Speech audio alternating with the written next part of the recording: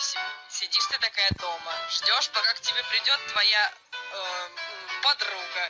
Ничего не предвещает беды. И тут в дом врывается эта микроволновка на колесиках.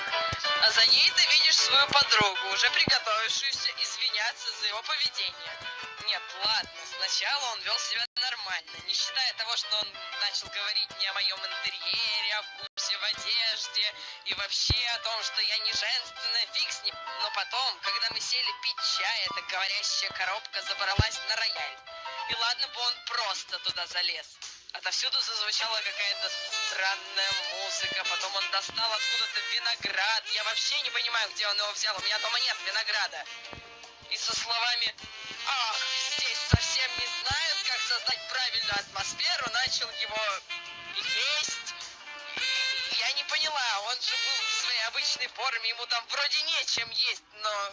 Короче, Альфис решил его увезти, пока он еще чего не придумал. И слава богу, двинутый какой-то робот.